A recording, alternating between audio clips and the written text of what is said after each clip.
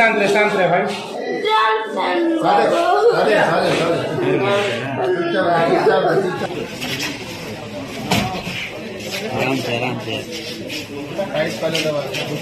को मीटे सेरी पे आंजम का गया जहाँ तो बचपन का प्यार भूल नहीं सना रहे तो नुआ दो सहदेव दर्द की सेरी लेदा मेन खान नुया सहदेव दर्द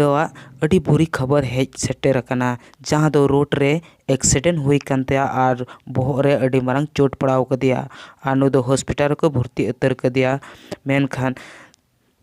और नुया सेरी आंजमते जो हर को एक्सपायर लेना और सेलिब्रिटीज को होको एक्सपायर लेना लट्टू कट्टी सनाम को एक्सपायर लेना दया कते नुई ते दुआ पे आज जेमन उसरा गे ठिको आ नुई तो भर्ती मिनाई कदिया Narmada Devi medical college hospital रे मिनाई कदिया भर्ती तबे गते को छत्तीसगढ़ रेन नुई सीएमए मेन केदा नुई सहदेव दर्दवा पूरा ट्रीटमेंट हुई जरूर कना और नुका गे मेनखान नुया सेरिंग ते इने को आंसपायर ना मेनखान नुई नेतो अड़ी गंभीर चोट रे पड़ाव कना लेकिन नुया सेरिंग ते सनाम होड़ को सरहाव किदिया आर को दुलड़ को इमा दिया तबे गति को नुआ वीडियो नेल नेलते आपे 1 मिनट से 2 मिनट आपे जरूर पे नुई दगी पे चांदो बोगा पे दुआ दड़े और नुया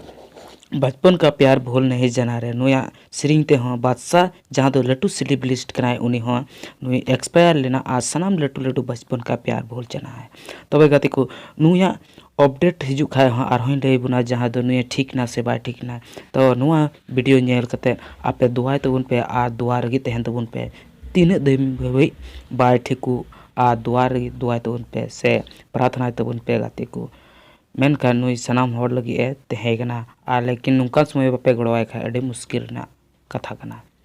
आ नुई सनाम लट्टू लट्टू सेलिब्रिटीज को नेल के